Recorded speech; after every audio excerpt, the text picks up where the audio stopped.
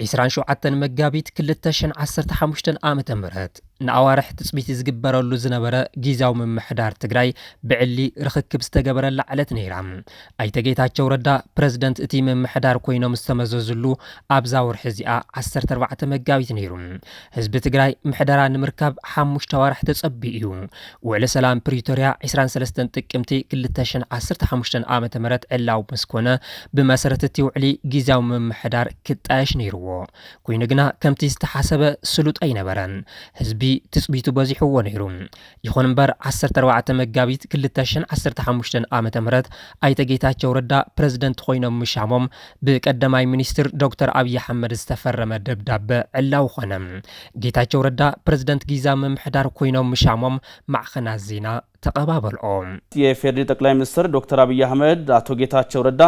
የትግራይ ክልል ጊዜያዊ አስተዳደር ሰመስተዳደር አድርጎም ሸመዋል። زعلت ናይ ትግራይ ምድርዳር ዓቕሚ ንመንግስቲ ፌደራል ሒሊፋ ዝሃበት ዕለት ነይራ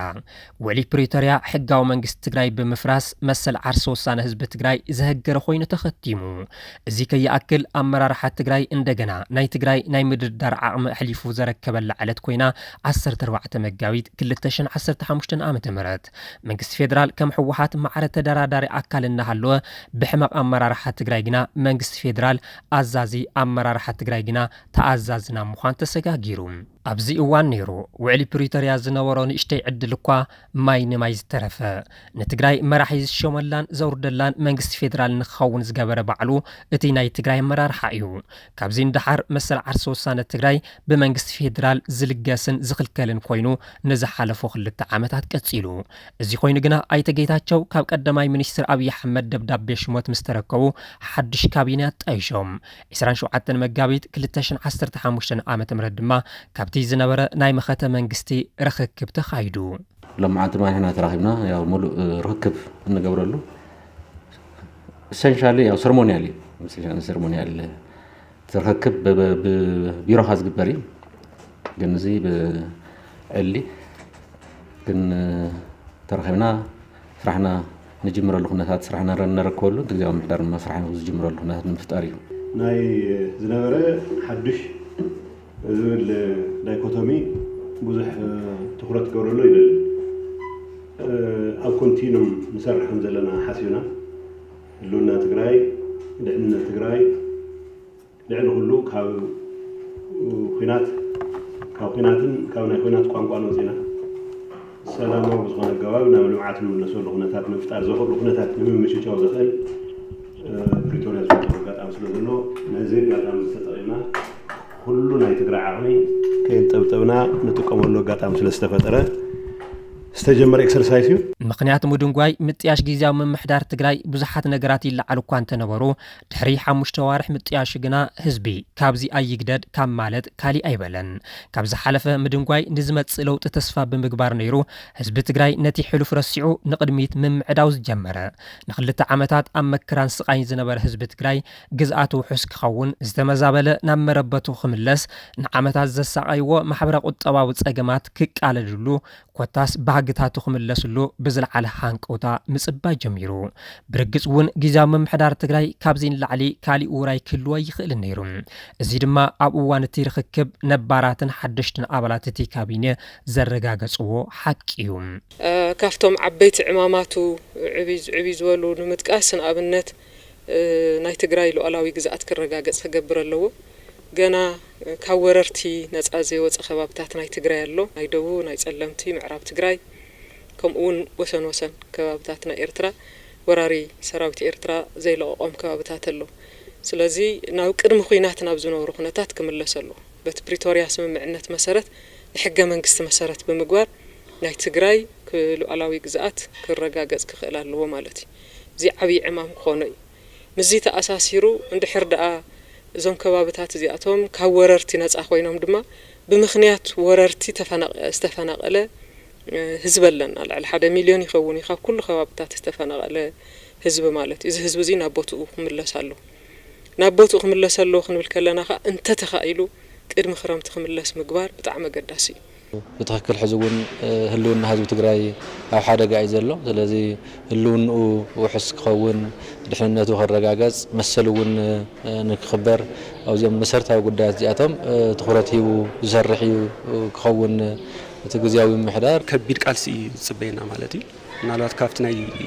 بطور مسارات حجز النبرق على السنة علي نفسي كي تفعلنا واج كيبلنا إيه من تبعيلنا نايت حزبي زلوا وانا حتتات من ملاس حاجرنا مسرح زر اللي يليو اتي مدرخ رخكب بزي تزازيمو حدش كابينه غيزاو ممحدار دما نزي امام تحانقيط وفيرو ازي كاب زخون 14 مغابيت حليفو 27 مغابيت مقبال سمن تريفو كلتا عامت كوينولم امو ابتم زحالفو كلتا عامتات غيزاو ممحدار زحازم امامات كمي توغينم حزب تግራይ تطبيح زغورخه سمير لودم ابز حالفو كلتا عامتات انتاي كسيبنا انتاي كسيرنا بحفشا كابتم عامتات انتاي تمرت نوسد زبلون كالوتن حتوتات العيلنا كندسسوم معوالات زياو محدار تግራይ ያው መከተ ህዝብ ትግራይ በሰላማዊ ፖለቲካዊ መድረክ ግዲያም ክትጻወቱ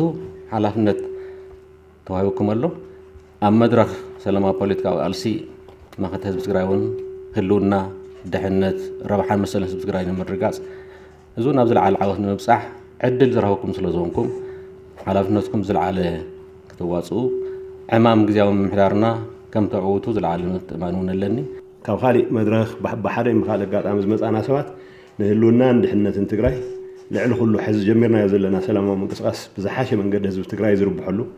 ናይ ህዝቢ ትግራይ መሰል ዓርሲ ወሳኒ ብዝተማለአ መንገዲ ዝረጋገጽሉ ኩነታት ምፍጣር كل عقم تقمينا مالتي كلهم عقمتات تجري بزي من طبطاب كنت قمينا زبل تدغاغي مزل على الزربا كاب زربا زحلفه عبي ترغم زلو ايو تغارو زغت امنا ورار جينوسايد كنمكتو زخالنا ناي كل تجراوي عقمي بحبار سلازا عرفوليو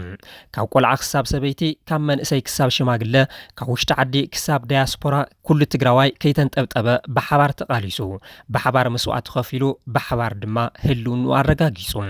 اتي هلونا غنا زلاق يكونن كامولو صنتت دحين امبر هلون غنا زلاق يغبرن سلازخونه ملي هلون وحسن خغبرن كم حزبي بزلاق نخلون كيتنطبطبه قالس قد نيرون انت خونه ازي كخونه يكعلن اتي قندو حس هلوننا نازخونه حدنتنا تبتينو كل عقمي ابرو حخنو علتريفو ننبعلنا نام بلعاتينا تقلعنتنا زياده خغادد غيرنايوم اتوم حزبي تسبي زغبرلهم عبيتو غدات قدم خلت عامتات كم زنبرو حزونلهم ግዛት ትግራይ ሕዝውን በወረርቲ ምስተት ሓዝዩ ኣብ ትሕተቶም ወረርቲ ዝርከብ ህዝቢ ትግራይ ሕዝውን ዘይዛረየ ግፍዒ ይበጽሖሎም ካብ ጸላእ ተምሊጡ ናብ ሓራ መሬት ዝተመዛበለ ህዝቢ ሕዝውን ካብቲ ኣብ ትሕቲ ጸላእ ዘሎ ህዝብና ብዝገደደ መንገዲ መስካሕኺ ናብራ ይሕልፈሎ እቲ ኪሎሜትራት ተጓዒዙ ናብ ጎረቤት ሃገር ሱዳን ዝተመዛበለ ህዝብና ድማ ብሓደ ወገን ብሕድሕድ ኩናት እቲ ሃገር ብኻሊእ ወገን ድማ ብጥምየትን ጻምእን ይሃልቀሎም ቅድሚ 2 ዓመት ከም ሎሚ ቅድሚ ክረምቲ ናብ መረቦት ملس اللي وزتبها لحزبي كملس تريفو حزون بزي سب أو رديت يموتولهم كابتا موقت جوجو كابز وص حمشت عمتات كمالو أوارح تريفو ولهم نعم ربطو نخملس وعلي بريتوريا بأقوى ونختكبر بترجاجامي بسلامة وسلف انتحات تون زي سمع أزني أي رخبن قداي تحتات النتن فتح دما بأورو استرسع أجندة أيون اتي أول بريتوريا حلف النزوة سد منجس فيدرال كفت سمو أيدلين نزي كفت سم حلف النزوة سد جيزام محدار دما ساعت فتر يكعلن ساعت فتر تريفو نبعلو ناب انكليل آتيون كاب انكليل حاليفو تأزازن مفتس من منجس فيدرال نام مخان تسجاجيرون كافي إننا ابنه كافي إننا إنه إحنا كو سعرنا سوينا لنا زحبرنا يلي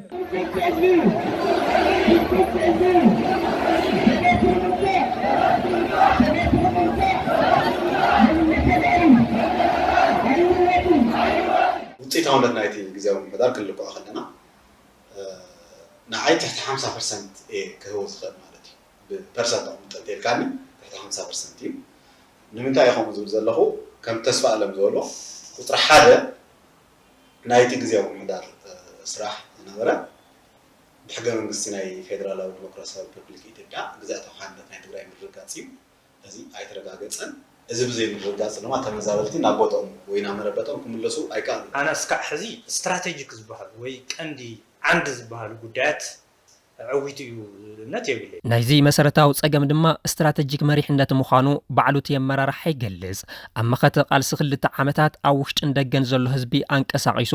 ንዓለም ዘደንቀ ሓድነት ዘመስከረ ኣመራርሓ ትግራይ ኣብ እዋን ሰላም ንምንታይ እዚ ምግባር ተሳኢንዎ ንዝብል ሕቶ መልሱ ግልጽ እዩ ዝረአዩ ሽግራት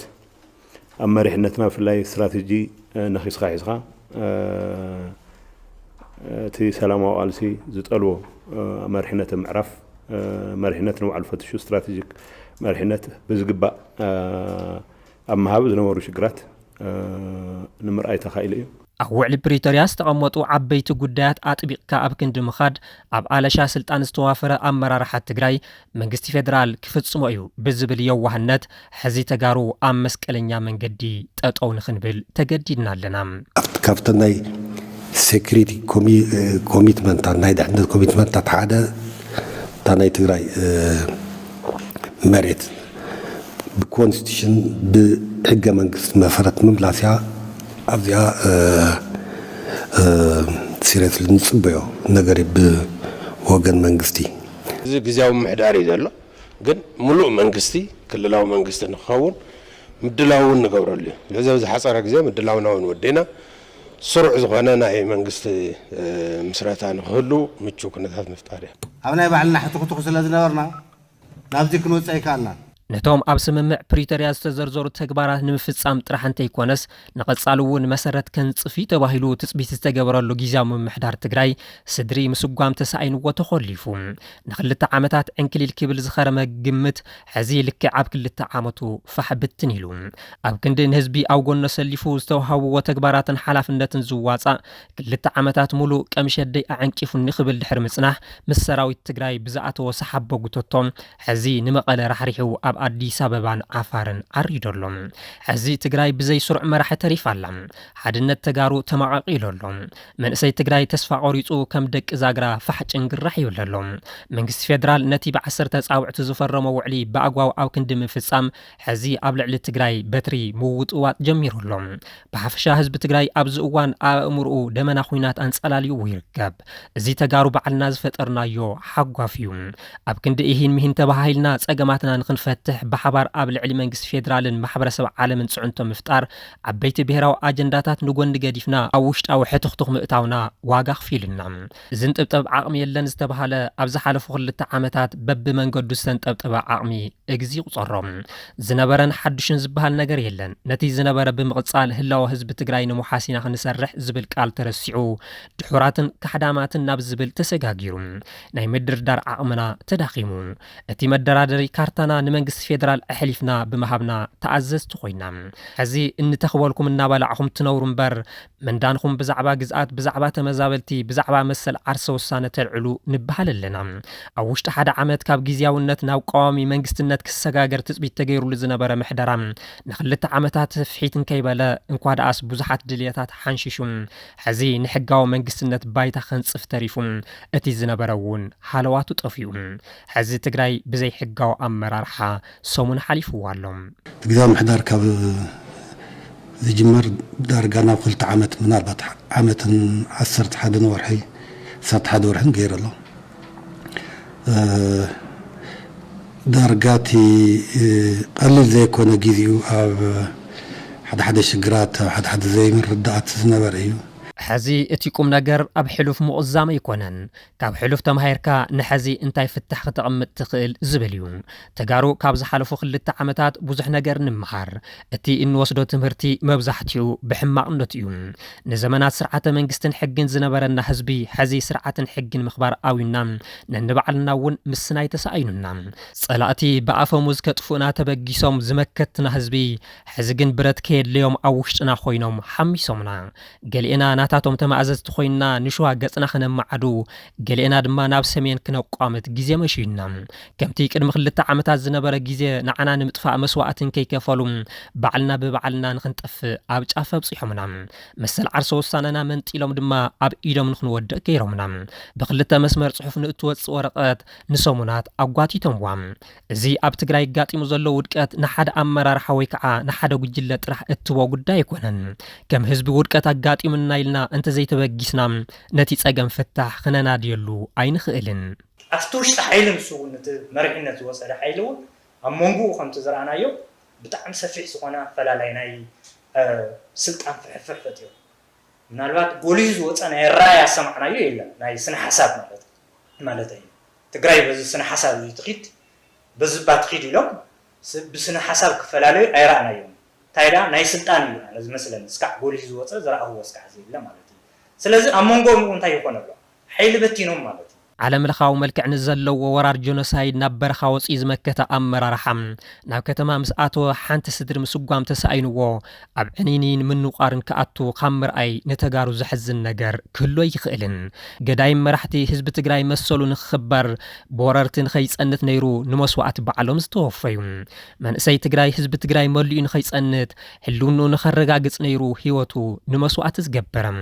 እዚ መስዋዕቲ ከፊሉ ግና ህዝቢ ትግራይ ሕዝውን ካብ ጽንተተ ይድሓነን ህዝቢ ትግራይ ብጥሜት ይመውተሎም ኣብ ኬንዳ ብዘይ ሓገዝ ከቢድ ስቃይ ይሕልፈሎም ንሓምሻይ ክረምቲ ኣብ ቁርን ዝራብን ከም ዘይሕልፍ ምንም ውሕስና ይብሉን ግዛት ትግራይ ሕዝውን ካብ ወረርቲ ኣይተናገፈን ኣብ ትሕቲ ወረርቲ ዝርከብ ህዝቢ ትግራይ ሕዝውን ይቕተል ይድፈረሎም ካብዚ ሓሊፉ ኣመራርሓ ትግራይ ንስልጣኑ ክብል ህዝቢ ትግራይ ነቲ ከም ሓርገጽ ኣፉ ከፊቱ ይጽበየሉ ዘሎ ጸላኢ ኣቃሊዕዎሎም ኩሉ ግዜ ከም ውድብ ይኹን ከም መንግስቲ ወይ እውን ከም ውልቀ ሰብ ንህዝብን ዓድን ምቅዳም ገዲፉ ንነብሱ ምርኣይ ተጀሚሩ እቲ ጉዳይ ኣብኡ ይውዳእ ይብሉ ክኢላታት ፖለቲካ ኣብ ትግራይ ኣጋጢሙ ዘሎ እምበኣር እዚ እዩ ንህዝቢ ትግራይ ዳግም ናብ ሓደጋ ኣትይዎ ዘሎ እምበኣር ኣመራርሓ ትግራይ ካብ ህዝባውነት ናብ ህዝበኝነትን ውልቃውነትን ምቕያር ምስ ጀመረ እዩ ኣብ ፕሪቶሪያ ዝተኸተመ ውዕሊ ተኽሲ ጠጦ ካብ ምባል ካሊእ ለውጢ ከምዚ የምፀና ተፈለጠ ነዚ ክፍተት ከዓብዝ ዝኽእል ኣመራርሓ ተሳኢኑ ኩሉ ተጋዲለ ካብ ምባል ሓሊፉ ዕላማ ምግዳሉ ዝረስዐ ዝተጋደለ ሰላም ንምምጻእ ፍትሕን ተሓታትነትን ንምንጋስ ልምዓትን ሕውየትን ንምርጋጽ ምዃን ረሲዑ ኣብ ውልቃዊ ጥቕሙ ተጸሚዱ በዚ እውን ተንኮል ጸላእቲ ተሓዊስዎም ትግራይ 24 ኣዋርሕ ሙሉ ሓደ ስጉምቲ ከይሰደረት ኣብ ዕንክሊል ትርከብ ሕዚ ካሊእ ፈተና ካሊእ ብሄራዊ ሓደጋ ካሊእ ተስፋ ምቑራጽ ኣጋጢሙና ኣሎ ፌደራል መንግስቱ መግለጫ መስጠትም ሌሎች ከዛ በመለስ ከዛ በላይ መሄድ ያለባቸው እንቅስቃሴዎች ካሉ የኔ ግብዣ ያስፈልጓል የሚል እምነት የለኝ ድሕሪ ስምምዕ ፕሪቶሪያ ንሓሙሽተ ዋርሕ ብዘይ ስሩዕ ምምሕዳር ዝጸንሐት ትግራይ ኣብ መወዳእታ ወርሒ መጋቢት ዝተጣየሸ ካቢኔ ጊዜያዊ ምምሕዳር ባህግን ድልየትን ህዝቢ ትግራይ ክዕውት ኣይከኣለን ህዝቢ ኣላዓኢሉ ዝዓነወትን ዝፈረሰን ትግራይ ዳግም ክሃንፅን ክሕውን ተሪፉ ንልዕሊ 4 ዓመታት ዝተወረረ መሬት ዝተመዛበለ ህዝብን ትግራይ ናብ ንቡር ክምልሶ ኣይከኣለን ጊዜያዊ ምምሕዳር ትግራይ ካብ መግለጽታትን ኣኼባታትን ብዝዘለለ ሓደ ስዳሮ ንቅድሚት ከሳግር ዝኽእል ትመውፅኡ ከይተንቀሳቐሰ ክልተ ዓመት ደፊኑ ፍቃዶ ኬንዳታት ዝርከብ ተመዛበሊ ብተደጋጋሚ ሕቶ ልዒሉ ሰልፊ ወፂኡ ዝሰምዖ ይረኸበን ህዝቢ ብዛዕባ ጉዳይ ጸጥታን ተሓታትነትን ብዛዕባ ሌብነትን ምጥፋእ ረድኤትን ሓቲቱ ስጉምቲ ዝወስደሉ ኣካል ይረኸበን ንህልውና ህዝቡን ዓድን ክብል ኣካል ዝጎደለ ጅግና ተጋዳላይ ተደጋጋሚ ሕቶ ልዒሉ ብተግባር ዝምልሰሉ ይረኸበን ትግራይ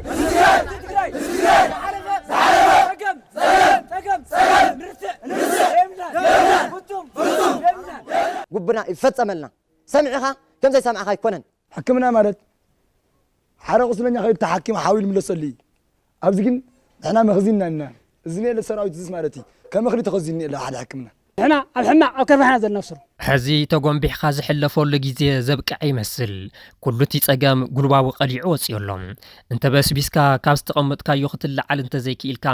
ካብ ጠጠው ዝበልካዮ ክትስጉም እንተ ዘይፈቲንካ ካብ ውሽጢ ሓሊፉ ናይ ደገ ሓይሊ እውን ክውሕጠካ ከም ዝኽእል ምርዳእ ግድን ኮይነሎም እቲ ይውክለካ ክመርሐካ እናበለ ግን ድማ ፍሒጥ ከይበለ ንክልተ ዓመታት ኣብ መንበር ዝጸንሐ ሓይሊ ሕዚ ንህዝቢ ትግራይ ደርቢዎ ምስ ጸላእ ተሰሊፎሎም እቲ ኣብ ግዜያዊ ምምሕዳር ዝርከብ ሓይሊ ክሒድ እዩ እናበለ ጸንሐ ሓይሊ እውን ንመንግስቲ ፌደራል ካብ ምቁማት ዝወሰኖ ነገር የለን ሕዚ ሕቶታት ህዝቢ ትግራይ ብዙሓት እዮም እዞም ሕቶታት ብሓደ ግዜ ዝምለሱ እኳ እንተ ዘይኮይኑ ንጽባሕ ዘይበሃሉ ኣጀንዳታት ግን ኣለዉ እቲ ዝዓበየን መሰረታውን ጉዳይ ድሕንነትን ህልውናን ህዝቢ ትግራይ ዝምልከት እዩ ህዝቢ ትግራይ ኣብዚ ሕዚ እዋን ዋላ ካብ ድምፂ ጽይት እንተተናገፈ ካብ ሓደጋ ህልውና ግና ኣይወፀን እቲ ሓደጋ መልክዑ ቀይሩ እምበር ኣብ ቦቱ እዩ ዘሎ ስለዚ ነዚ መልክዑ ዝቀየረ ሓደጋ ምሕላፍ ናይዚ እዋን ጠለብ ኮይነሎም ብሽርሕን ውድቀትን ኣመራርሓ ምኽንያት ዝተበተነ ሓድነት ትግራይ ናብ ዝነበሮ ምምላስ ቀዳማይ ዋኒን ክኸውን ይግባእ ሕዚ ተጋሩ ብጌጋ ሓደ ሰብ ይኹን ብክልተ ሰብ ብጌጋ ሓደ ጉጅለ ይኹን ብብዙሓት ጉጅለታት ኣብ ታሪኽና ኣጋጢሙና ዘይፈልጥ ውድቀት ኣጋጢሙና ኣሎ መበገሲ እዚ ውድቀትና ኣመራርሓ እዩ እዚ ዝወለዶ ድማ ምልሕላሕ ሓድነትና ስዒቡ መፍትሒኡ ድማ ዝሐሸ ኣመራርሓ ምፍጣርን ናብ ሓድነት ዳግም ምምላስን እዩ እዚ ንምግባር በብውልቀ እንተይኮነስ ብውዳበን ብሓድነትን ኣብ ውሽጢ ኮነ ኣብ ደገ ዘሎ ዓቕሚ ትግራዋይ ዝሓትት እዩ ነዚ ዝውድብ ናብ ተመሳሳሊ ዕላማን ኣተሓሳስባን ዘምጽእ ድማ ኣመራርሓ እዩ እዛ ቀጣን ግዜ ብብልሓትን ብውነንን ተሓሊፍናያ ትግራይን ህዝባን ገጢምዎም ካብ ዘሎ ጸገም ናይ ምውፃእ ዕድል ዕፁብ ይኮነን ተጋሩ ዝነበረና ስልጣን ክንዝክር ይግባእ ክልተ ስዳሮ ንድሕሪት ንመለስ ንድሕሪት ክልተ ስዳሮ እንትንምለስ ኣብቲ እዋን ዝነበረ ጥበብ ኣብቲ እዋን ዝነበረ ምክክባርን ምክኣልን ኣብቲ እዋን ዝነበረ ሕግን ስርዓትን ንምርካብ እዩ ንድሕሪት ክልተ ስዳሮ እንምለስ ትግራዋይ ማለት እንታይ ዓይነት መንነት ከም ዝነበሮ ንምምሃር እምበር ጉዕዘና ንድሕሪት ንምግባር ኣይኮነን ካብቲ ሕሉፍ ታሪኽና ተማሂርና ንቅድሚት ንምቁማት እምበር ብታሪኽ ኣያታትና ንምንባር ኣይኮነን ክልተ ስዳሮ ንድሕሪት እንምለስ ኩሉ ትግራዋይ ክቡርን ክንዲ ሚልዮንን ምዃኑ ተረዲእና ንትግራይ ድማ ዝለዓለ እጃም ከም ዘለዎ ተገንዚብና ናብ ሓደ ንኽእከብ ምግባር ናይ ኩሉ ሓላፍነት ይኸውን ንትግራይ ንምድሓን ናይ ኩሉ ትግራዋይ እጃም ይጠልብ ኣዶ ትግራዋይ ኣዲስ ኣበባ ወይ ኣስመራ ኣይኮነትን ኣዶ ትግራዋይ ትግራይ እያ ንዝሓመመት ኣዲኻ ድማ ተሕክማ እምበር ኣይትቐትላን ንዑ ንዝሓመመት ትግራይ ነድሕን ትግራይ ትስዕር